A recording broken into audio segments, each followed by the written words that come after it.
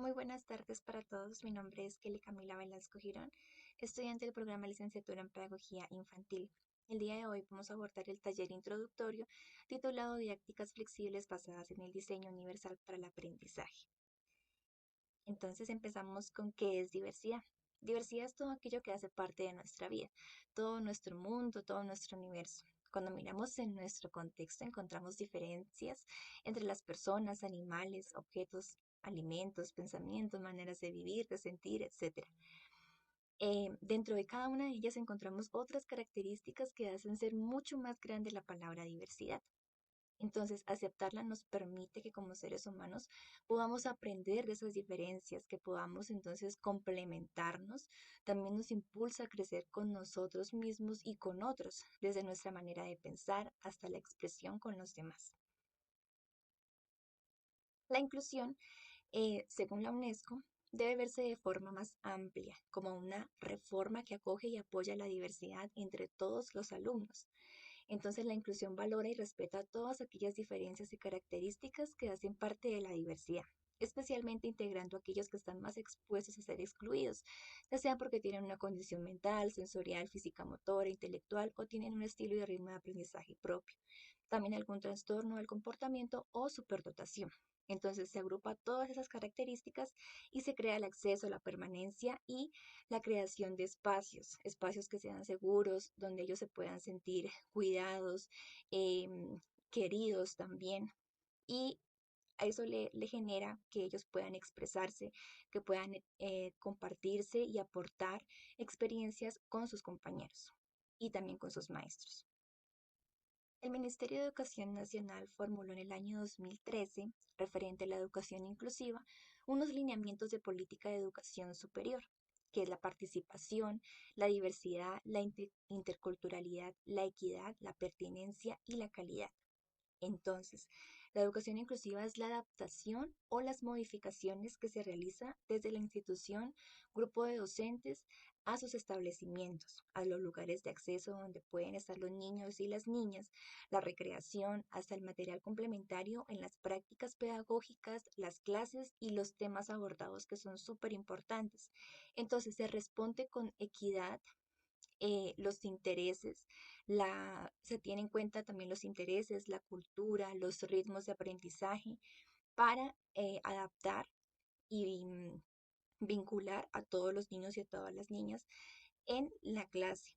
También la educación inclusiva promueve acciones que prevengan todo lo que son barreras y limitaciones al aprendizaje. Considero que sí se pueden desarrollar unas prácticas educativas inclusivas, partiendo de que hay una vocación y un amor por el trabajo que se está desarrollando.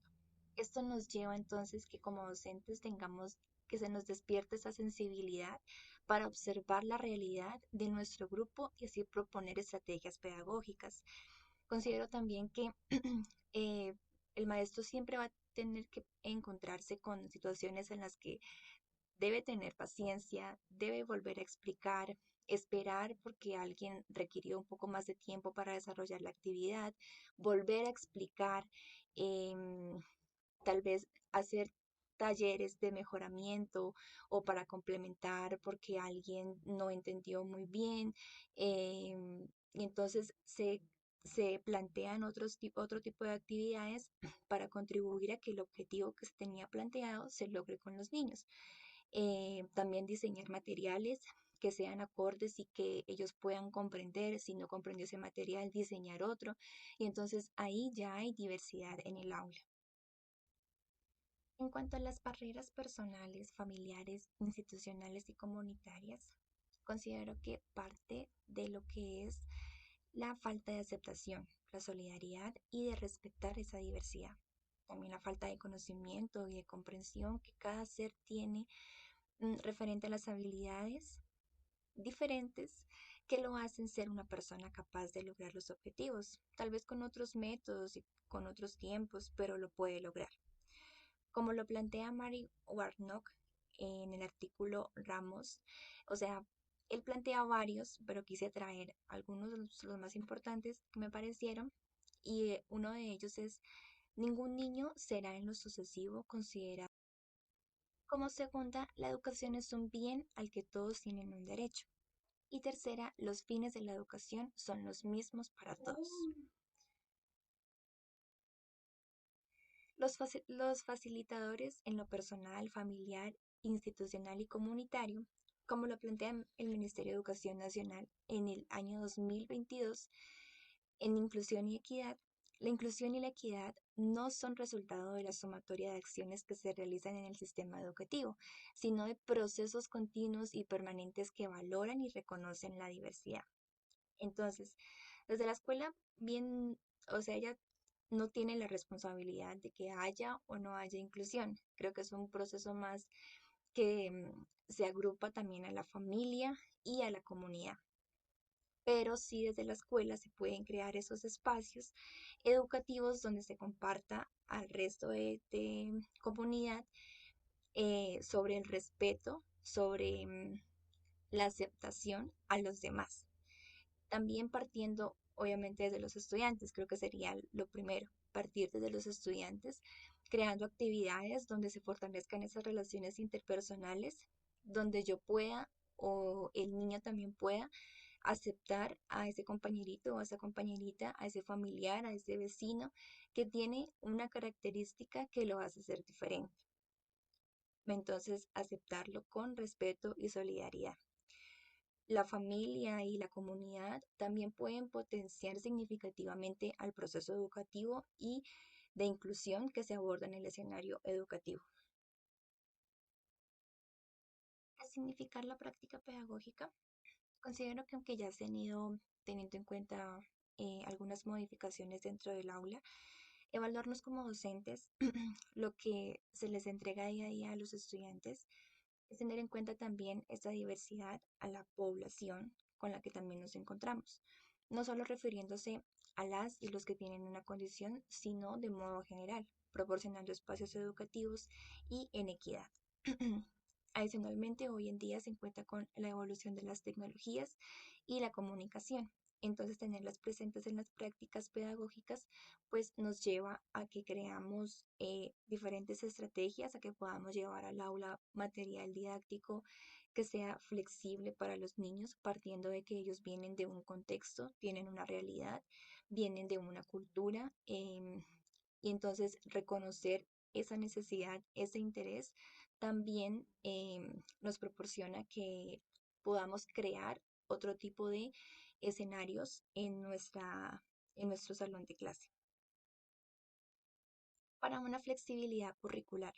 Entonces, considero que tenemos que primero tener unas estrategias que permitan a los estudiantes comprender la información que se va a trabajar en la jornada. Segundo, presentando un buen material didáctico y llamativo, sin dejar por fuera las características de los participantes. Recordemos que ellos vienen de una cultura, vienen con un interés, vienen con unos conocimientos previos que también debemos tener en cuenta en nuestras prácticas pedagógicas. Tercero, emplear un lenguaje de acuerdo con su edad y con el contexto de los estudiantes.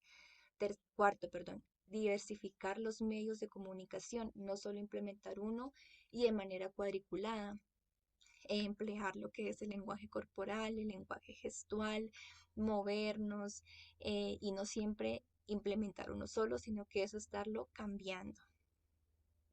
Realizar las explicaciones de las tareas con ejemplos sencillos y cerciorándose que haya comprensión por parte de todos. No podemos empezar una actividad si hay un niño que no sabe lo que estamos haciendo, lo que vamos a hacer, si no ha comprendido. Entonces, si de pronto ya se está haciendo la actividad, entonces ayudarle al niño a que él verbalice lo que se está haciendo. Entonces preguntarle, bueno, ¿qué estamos haciendo ahorita? ¿Qué estamos trabajando? ¿Recuerdas? Bueno, entonces para ayudarle a que él verbalice la actividad. Crear grupos de trabajo o apoyo internos con los compañeros. Muchas veces nosotros como docentes pues no tenemos por qué pensar que siempre no la vamos a saber. Hay otros niños que también pueden apoyar ese proceso de aprendizaje y em, que más fortaleza para ellos que crearlo también entre sus compañeros. Y por último, crear métodos evaluativos o estímulos que no atropellen en la autoestima que esos estímulos evaluativos sean solamente para motivar al estudiante a que continúe con el proceso de aprendizaje, que hay que corregir, que hay que fortalecer, listo, todos lo tienen que hacer, pero sin opacar, sin ir a desanimar al estudiante en el proceso. Entonces, eso es todo. Muchas gracias por la atención.